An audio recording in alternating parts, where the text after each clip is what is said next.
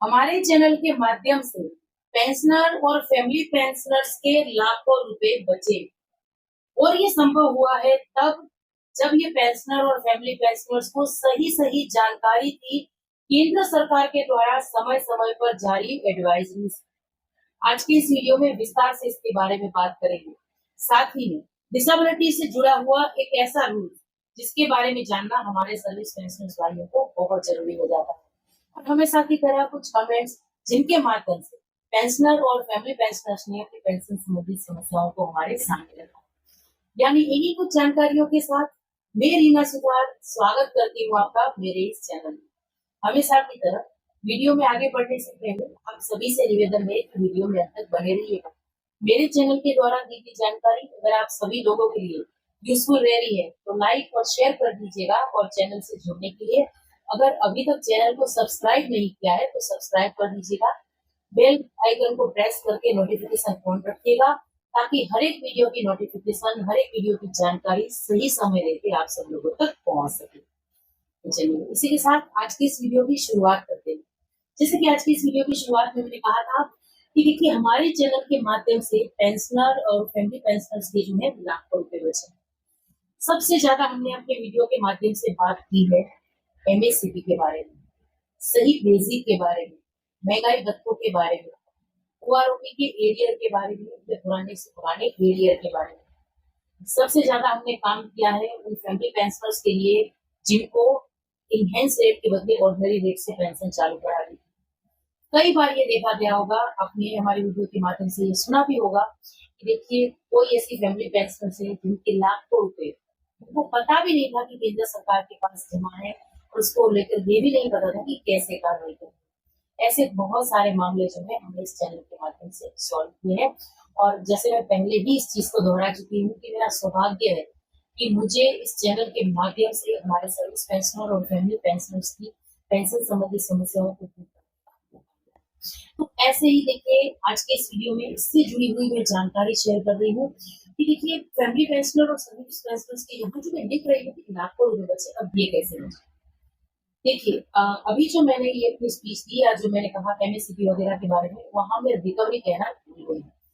देखिए extra recovery यानी स्पर्श की तरफ से या बैंक की तरफ से जो रिकवरी बिठा दी जाती है सर्विस पेंशनर या फैमिली पेंशनर्स को और जिसको लेकर वो बहुत ज्यादा परेशान हो जाते हैं, इसके बारे में भी हम बहुत काम करते हैं, बहुत ज्यादा वीडियो के माध्यम से भी जानकारी जो है वो मैं शेयर करती रहती हूँ। तो देखिए ऐसा ही एक मामला मेरे सामने आया था जहाँ जो एक फैमिली पेंशनर है जिनके हस्बैंड एयरफोर्स से रिटायर हुए, अब उनको एकदम से जो है 11 लाख रुपए, बिल्कुल सही सुना आपने, फैमिली पेंशनर्स की पेंशन से 11 लाख रुपए की जो है कटौती करने की जो स्पर्श ने वहां पर नोटिस दे दी थी, उनकी पेंशन स्लिप में आ गया था। पर मंथ 16,000 रुपए जो है कट रहे थे उनके इंस्टॉलमेंट, यानी ये रिकवरी करने के लिए। अब उनकी जो डिपेंडेंट थी, उनकी जो लड़की थी, उन्होंने मुझे कॉल की, वो सारी जानकारी शेयर की, प्रॉब्लम अपनी शेयर की हमारे साथ और इस पर जो है हमने केस दर्ज करवाया एएफपी न्यू दिल्ली, क्योंकि आप सब जानते हैं अगर हमारे आर्मी एयरफोर्स नेवी से जुड़े केस है तो एएफपी में ही जाएंगे। अब देखिए अभी क्या हुआ, ये केस को एक्सेप्ट कर लिया गया और अभी 1 जुलाई से तो समर वेकेशन है कोर्ट में। जैसे ही समर वेकेशन खुलेगा उसके बाद तुरंत एक ही दिन में इस रिकवरी केस का उसमें जजमेंट आएगा और फैसला आएगा उसका, एक्सेप्ट तो ये हो ही गया है। अब इसके बाद क्या होगा, कोर्ट जो है तुरंत ही रिकवरी रुकवाने का आदेश देगा, जितना एक्स्ट्रा पैसा काटा है वो वापस देना पड़ेगा और साथ में ये रिकवरी भी बंद हो जाएगा। अब ऐसे देखिए अभी आप स्क्रीन पर जो देख पा रहे हैं ये माननीय सुप्रीम कोर्ट, एक ऐसे ही मामले में कोर्ट ने ऑर्डर दिया था कि देखिए अगर तो किसी भी पेंशनर्स को केंद्र सरकार के द्वारा यानी सरकार के या बैंक के द्वारा कोई एक्स्ट्रा पेमेंट आ जाती है तो उसकी रिकवरी नहीं होगी। ये साफ साफ आदेश है।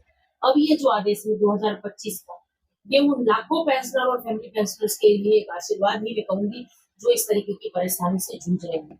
कई बार मैंने देखा है जहाँ में रिकवरी जो एक्स्ट्रा रिकवरी के बारे में हम जब बात करते हैं, पेमेंट हो देते हैं पहले, फिर जो रिकवरी आ रही है उसके बारे में जब हम काम करते हैं, कई बार ये अमाउंट 10 लाख 15 लाख तक का अमाउंट होता है और जिसको चुकाते चुकाते पेंशनर या फैमिली पेंशनर्स की जिंदगी निकल जाती है। ऐसे मामलों में माननीय सुप्रीम कोर्ट का ये जो आदेश है ये आशीर्वादी इसको हम कह पाएंगे।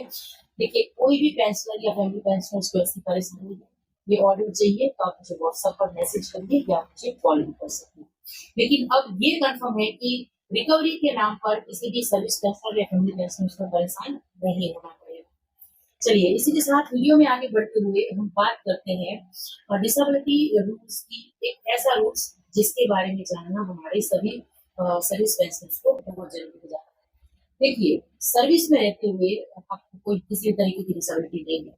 जब आप रिटायरमेंट आते हैं तो सेफ वन में रिटायरमेंट आए पेंशनर्स को जो रिटायरमेंट के बाद विकलांगता से पीड़ित है, वह रिटायरमेंट की डेट से 7 वर्ष के भीतर RSMD के अधीन रिटायर के बाद भी डिसेबिलिटी पेंशन ले सकते हैं। एक ऐसा ही मामला देखिए हमारे सामने आया, जहाँ एयरफोर्स से रिटायर थे एक पेंशनर। तो जब वो रिटायर आए तो वो सेफ वन में आए। उसके बाद उन्होंने कुछ ट्रीटमेंट करवाई अपनी, मतलब रिटायरमेंट के बाद उनको कुछ दवाई लेनी पड़ी, जिसकी वजह से उनको पता चला कि उनको तो शुगर है, कुछ ऑलरेडी है। अब इस चीज में जब उन्होंने केस किया तो वो जीत गए। तो ये रूल्स जो है डिसेबिलिटी पेंशन से जुड़ा हुआ कि अगर आपको लगता है कि आपको कोई ऐसी बीमारी है जो सेवा में रहते हुए हुई है, तो उसके बाद भी 7 साल के अंदर अंदर आप जो है RSMB के तहत जो है डिसेबिलिटी पेंशन के लिए दावा कर सकते हैं। फिर मेडिकल बोर्ड बैठेगा, अगर आप सही कह रहे हैं तो सारी चीजें चेक होगी। तो ये एक रूल है जिसके बारे में जानना आपको जरूरी होगा। ज्यादा जानकारी चाहिए इसको लेकर तो आप जो है कमेंट्स कर सकते हैं। चलिए, इसी के साथ वीडियो में आगे बढ़ते हुए कुछ कमेंट्स देखते हैं। देखिए, सिविक प्लान को लेकर भी यहाँ पर आज कुछ कमेंट्स आए, उसके बारे में बात करूंगी। सबसे पहले यहाँ लिख रहे हैं कि मैडम, मेरा कॉलेज में वीडियो जनरेट हो गया था 20 दिन पहले और मेरी HFO की जो ओवरऑल फी के हिसाब से आ गई थी। इसके लिए मैंने नहीं भी कहा है, सीपी ग्राम के थ्रू मैंने कार्रवाई की। लेकिन मेरा डिसेबिलिटी का जो बेसिक पेंशन प्लस DR जुलाई 24 से अप्रैल 25 तक का एरियर नहीं आया है, तो प्लीज इसके लिए एडवाइस दीजिए। देखिए, सेम वही चीज है जैसे मैं हमेशा कहती आई हूँ कि सीपी ग्राम में ये कंप्लेंट दे दीजिए, फोन करिए, उनको सिंपल ये बता दीजिए कि इस तरीके का इतने समय का हमारा डिसेबिलिटी का जो एरियर है वो नहीं आया है। तुरंत कार्रवाई होगी और जल्दी से एरियर आपके खातों में आ जाएगा। MACP, OROP का एरियर, महंगाई भत्तों का एरियर, पुराने से पुराने कोई भी एरियर या बेसिक सही नहीं आ रही है, ऐसी कोई परेशानी है, सभी के लिए आप जो है सीपी ग्राम पे कंप्लेन कर सकते हैं। और साथ ही में रिकवरी के लिए भी, अगर किसी को एक्स्ट्रा रिकवरी आई है और नहीं समझ में आ रहा है कि मतलब रिकवरी कब से कब तक की है, तो पहले ये कंफर्म कर लीजिए सीपी ग्राम पर कंप्लेन करके। तो इन सारी चीजों के लिए जो है आप सीपी ग्राम पर ग्रीवेंस दे सकते हैं। चलिए, अगला कमेंट देख लेते हैं। ये लिख रहे हैं कि मई की जो पेंशन है रात 20 बजे तक नहीं आई थी। पर्स में मैसेज आया था कि 20 तारीख को आ जाएगी, लेकिन अभी तक जो है पेंशन क्रेडिट नहीं हुई। देखिए, 2-3 ऐसे मैसेज आए हैं जहाँ पेंशनर ये कह रहे हैं कि उनकी पेंशन जो है अभी तक क्रेडिट नहीं हुई। कल एक दिन वेट करिए, यानी 31 आज का एक ही दिन वेट करिए। अगर आज भी पेंशन क्रेडिट नहीं होती है तो आप कल जो है या सोमवार को जो है ये कंप्लेन दर्ज करवा सकते हैं सीपी ग्राम के लिए। लेकिन कंप्लेन जरूर से दर्ज करवा दीजिएगा ताकि जल्दी से जल्दी इसको लेकर कार्रवाई हो सके। अगला कमेंट देख लेते हैं। ये लिख रहे हैं कि मैम, हमें पहले फैमिली पेंशन 20,521 रुपए मिलती थी, अब मई में जो है 12,601 रुपए ही आई है। बेसिकली लिख रहे हैं 5,200 है, प्लीज बताएं क्या करना है। देखिए, यहाँ पर ये जो लिख रहे हैं कि इनकी बेसिक 5,200 रुपए है, तो ये बहुत कम है। इन्होंने ये नहीं लिखा है कि आर्मी से रिटायर उनके पिताजी थे और CNP से थे, ये इन्होंने नहीं लिखा है। अगर जैसे कि यहाँ पर ये लिख रहे हैं कि पहले 20,521 रुपए आ रही थी, चल रही है, तो फिर भी ठीक है, ऑर्डिनरी रेट से हम कह सकते हैं। लेकिन इस बार इतनी कमाई है, ऊपर से ये बेस भी 5,200 लगा है, तो 5,200 किसी भी हिसाब से किसी की भी जो बेसिक नहीं है। मिनिमम अगर रिजर्विस्ट पेंशन की बात करें तो उनकी तो 9,000 रुपए बेसिक है। तो यहाँ पर ये जिन्होंने कमेंट यहाँ पर किया है, तो प्लीज मुझे कॉल करिए ताकि PPO और पेंशन की वगैरह चेक करके हम ये देख लें कि ये प्रॉब्लम कहाँ आ रही है, फिर इसके लिए जो है सजेशन देंगे कि आपको आगे क्या कार्रवाई करनी है। तो सबसे आखिर में रिकवरी को लेकर ही देखिए यहाँ पर कमेंट आया है कि मैम नमस्ते, मेरी भी रिकवरी आई है, क्या करना है, प्लीज इसके लिए हेल्प करिए। तो मैं वीडियो में आगे इसके बारे में अच्छी खासी बात कर ही चुकी हूँ कि देखिए, रिकवरी आई है तो सबसे पहले आपको क्या करना है, सीपी ग्राम के थ्रू कंप्लेन करते हैं।